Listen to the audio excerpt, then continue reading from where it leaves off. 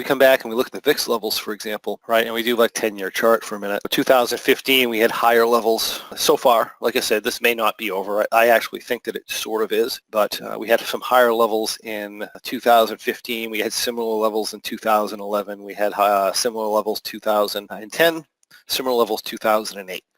So it's not that the size of the move necessarily or the volatility level itself that bothered a lot of people this week. It's more going from an extreme low, absolutely no fear, some of the least fear we've had in history of the market, to something that is normal for a relatively hard down move. And on top of that, we also had a lot of people who were short volatility products, and they had to cover for that, and that caused a short squeeze. And I guess maybe it was a long squeeze in this case because they were short the options, but anyway, it caused a squeeze in the market, and that it added to the issues. So just certain events lining up, and that's what we had.